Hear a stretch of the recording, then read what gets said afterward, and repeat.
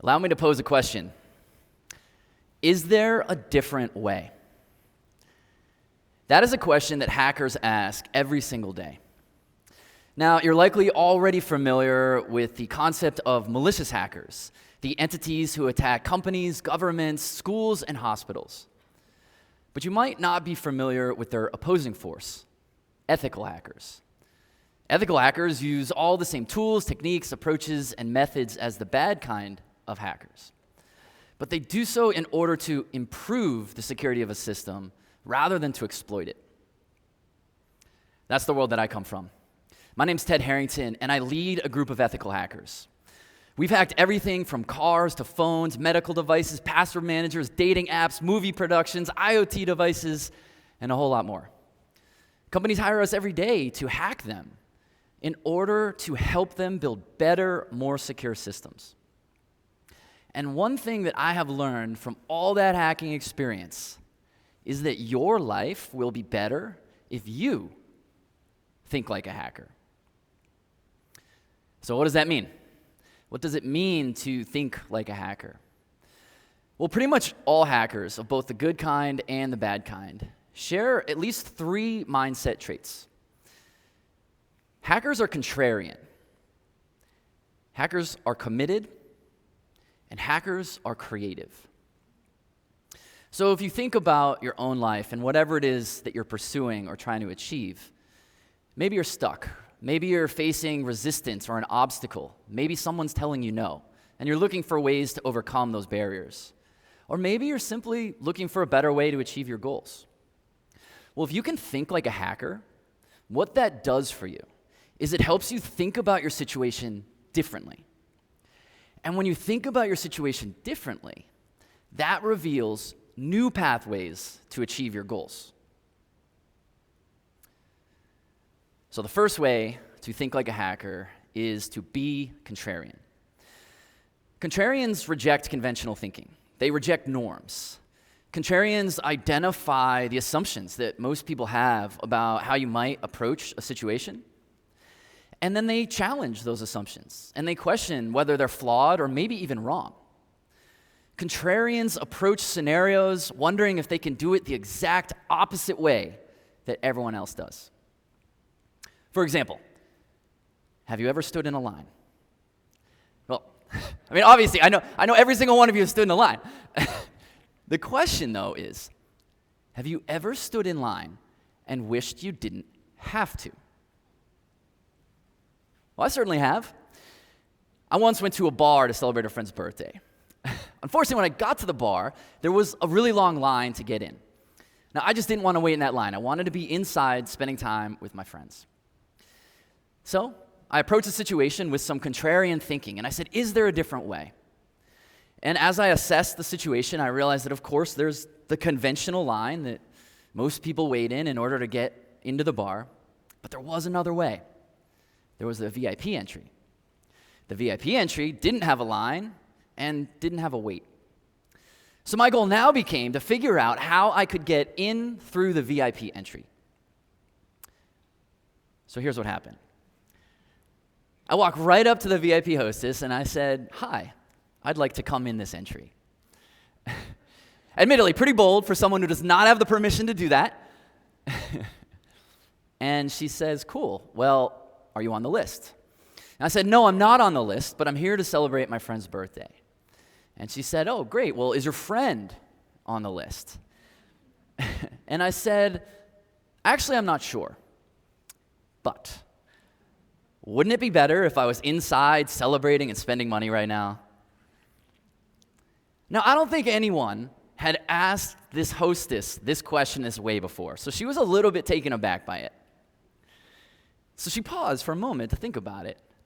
And then, somewhat to my surprise, she said, "You know what? That does sound better." And wouldn't you know it, she opens the velvet rope and ushers me into the bar. The only way I could have arrived at that outcome was because I approached it like a contrarian. I rejected the conventional method, and I saw it a different way. Now, look, I get it. That story is pretty silly. It doesn't matter.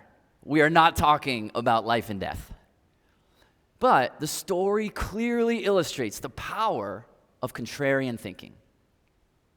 So whatever you're working on, maybe you're trying to get a raise or a promotion at work. Maybe you're trying to raise money for a cause that you care about. Or maybe you're trying to launch an initiative. Be a contrarian. Start by identifying how you think about it. Start by identifying the assumptions that you hold about how you're supposed to approach that endeavor. And challenge those assumptions. Is there a flaw in the assumption? Is it wrong? Explore if you can do it the exact opposite way of the way you're doing it right now. Hackers are contrarian, and you should be too. So hackers are contrarian, and hackers are also committed. By that, what I mean to say is that hackers are motivated. They are on a mission, and they're willing to invest the time, effort, money, and resources to pursue that mission. Now, their motivations might be different. The good kinds of hackers, those of us from the ethical hacking community, we're motivated to improve the security of a system. While by contrast, the bad types of hackers are motivated by a variety of motivations that could include the desire to make money, make a statement, or make a name for themselves. But whatever the motivation, the point is, hackers are committed to it. Simply put, hackers don't quit easily.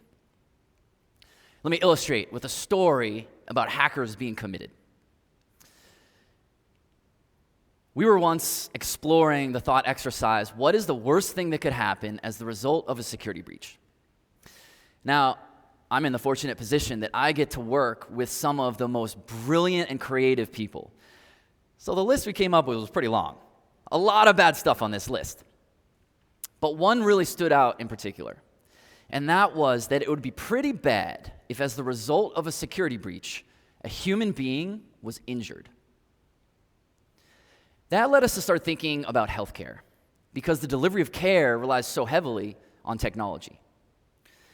That begets the question, if the technology gets popped, does that mean that a human being is going to get hurt? What followed was a piece of security research that took a little over 2 years to complete. But here's the interesting wrinkle about that timeline. Of those 2 years, almost a full year of it was spent just trying to get access. We spent a year just trying to convince these healthcare organizations, the hospitals, the medical device makers, and all the other members of the healthcare ecosystem to let us do it. And it's not like we were charging for it. We were going to do this for free. This was research. We wanted to study a problem and publish it. But we were told no in every conceivable way you can imagine. But we persisted because it matters. Eventually, we were able to get more than a dozen healthcare organizations from all across the United States to participate in this study. And I'm so glad that we persevered, because the results were shocking. We found countless ways that attackers could cause harm or even fatality to patients. For example, one such scenario involved what's called the patient bedside monitor. Now, this is the device that every single one of us are familiar with. It sits right next to the bed in a patient's room, and it reports on the patient's vital signs like oxygen level or heartbeat. We discovered that an attacker from anywhere in the world could access the device. They could then bypass authentication. That means effectively they could log in without needing to log in. Then they could perform what's called remote code execution. That means that an attacker could issue a command to the device, and the device would react to it. Essentially, that means the attacker could get the device to do whatever the attacker wanted it to do. One scenario would be the attacker could disable alarms. Imagine the patient who is suffering an irregular heartbeat. That should signal an alarm to the central nursing station so the nurse can come administer care. But with the alarms disabled, the nurse wouldn't know. A patient who's suffering an irregular heartbeat or potentially a heart attack and does not get the care that they need is at a minimum going to suffer, probably get hurt, and possibly die. It took us 2 years to arrive at that outcome. And we found many, many, many outcomes like that. That's what I mean when I say that hackers are committed. They're willing to invest the time, the money, the effort, the resources to pursue their mission. Now, of course, the outcome of that story was a good one. This was security research. We were able to report the issues back to the manufacturers so they could fix it. But the point remains the same. We were committed to a mission. So whatever it is that you're working on, if it matters to you, keep going. You are going to run into resistance. You're going to see setbacks. People are going to tell you no. Keep going anyway. Hackers don't quit easily, and neither should you. So hackers are contrarian, and hackers are committed.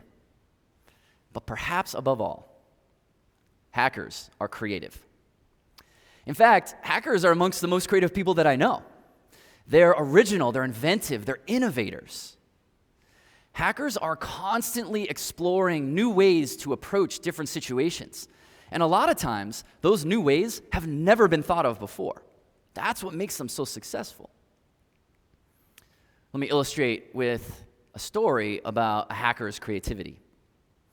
One of our hackers once came to me very excited about a project that he was working on. And he said, "Ted, I have successfully predicted the keys." Now, I'm in the field, so I understood why that was a problem. But I'm always seeking simplicity and clarity, so I asked him to explain, and I said, "Why does this matter? Why should my grandmother care?" And he said, "Well, because like most systems, the unpredictability of keys is one of the crucial elements of what keeps a system secure. I shouldn't be able to guess them." And then I asked again, and I said, "Explain unpredictability to me." He thought about it for a second, and he said, "Imagine it like this. Let's say you go to the beach and you pick up a grain of sand, and then you throw the grain of sand back. And then I go to that same beach and I pick up a grain. How likely is it I picked up yours?" I thought about it for a second, then I said what I imagine most of us are thinking, which was, "That sounds pretty impossible." And he said, "Exactly, except now multiply that by every beach on Earth, and multiply that by a billion gazillion Earths." I mean, he literally said a billion gazillion, as if that was like a number I could comprehend. He says, "That's how unlikely it is that I would be able to predict a key." And then he paused for dramatic effect. And he said, "But I just did it 732 times. That is wild. That's like he walked into the middle of the Sahara Desert and he found my grain of sand hundreds of times. Should be impossible." So how did he do it? It turns out, here's what he did. Pretty much any system at some point is going to fail. And when it does, it will have a process whereby it handles those errors. He looked at the error handling process, and from that was able to deduce a method where he could predict the keys. That is creative.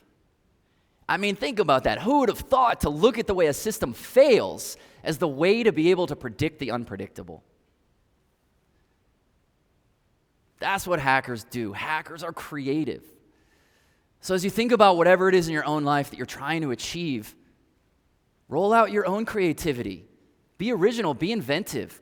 Look at the problem inside out and upside down. Hackers are creative, and you should be too.